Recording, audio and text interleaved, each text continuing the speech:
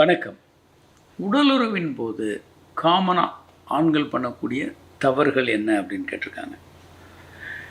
பெரும்பாலும் இதில் ஆண்கள் என்ன பண்ணுறாங்க அப்படின்னா, செக்ஸ் பண்ணுறாங்க, ஒரு 2 நிமிடங்களில் விந்து வந்துடுது, அதோட செக்ஸை நிறுத்திடுறாங்க.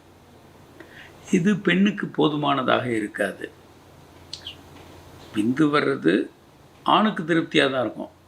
சீக்கிரம் விந்து வந்தாலும் லேட்டாக வந்தாலும் ஆணுக்கு ஒன்று தான், அவர் உச்சகட்டம் அடைஞ்சிடறாரு. இப்போ பாதிக்கப்படுவது அந்த பெண் தான். ஸோ நீங்கள் என்ன பண்ணணுன்னா, முதல்ல செக்ஸ் முடிஞ்ச உடனே செக்ஸை நிறுத்தாமல் ஒரு பெண்ணை தூண்டி உச்சகட்டம் வர்ற வரைக்கும் நீங்கள் தூண்டி நிறுத்திட்டிங்கன்னா இதில் பிரச்சனையே கிடையாது. விந்து வந்த உடனே நீங்கள் செக்ஸை நிறுத்தினீங்கன்னா தான் ஒரு பெண்ணுக்கு திருப்தி இல்லாத ஒரு உறவாக அது இருக்கக்கூடும். நம்பர் 1.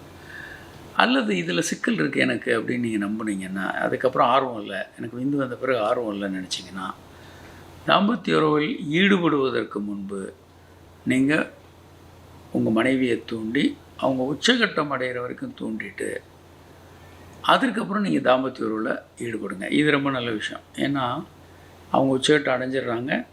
அதற்கு மேலே எவ்வளவு நிமிடங்கள் நீங்கள் செக்ஸ் பண்ணாலும் அது ஒரு போனஸ் மாதிரி. உங்களுக்கும் உச்சகட்டம் வந்துடும், அவங்களுக்கும் உச்சகட்டம் ஏற்கனவே வந்துருச்சு. 2 பேரும் திருப்தியாக இருப்பீங்க. 2 பேரும் ஒரே நேரத்தில் உச்சகட்டம் வரும் அப்படின்றதெல்லாம் சாத்தியமே இல்லை. சில நேரங்களில் அப்படி இயல்பாக வரலாம், பெரும்பாலான நேரங்களில் அப்படி சாத்தியம் இருக்காது. அதனால் அதை எய்ம் பண்ண வேண்டியதில்லை. 2 பேரும் உச்சகட்டம் அடைந்த பிறகு செக்ஸை நிறுத்துவது என்பது சாத்தியம். ஒவ்வொரு முறையும் சாத்தியம். அதை நீங்கள் செய்யணும். ஸோ ஆண்கள் பண்ணக்கூடிய மிகப்பெரிய தவறு அவங்களுக்கு விந்து வந்த உடனே செக்ஸை முற்றிலுமாக நிறுத்திட்டு அந்த பக்கம் புரண்டு படுக்கிறது. ஆண்களுக்கு பல்பு மாதிரி சுவிட்ச் ஆன் பண்ண உடனே டக்குன்னு எரியும், சுவிட்ச் ஆஃப் பண்ண உடனே டக்குன்னு ஆஃப் ஆகிடும். பெண்கள் செக்ஸில் அயன் பாக்ஸ் மாதிரி மெதுவாக சூடேறும். சூடேறின பிறகு சுவிட்ச் ஆஃப் பண்ணாலும் அந்த சூடு இருந்துக்கிட்டே இருக்கும். அதனால் பெண்கள் செக்ஸில் ஈடுபட்ட பிறகும் அவங்க உச்சகட்டம் அடைகிற வரைக்கும் நீங்கள் தூண்டணும்.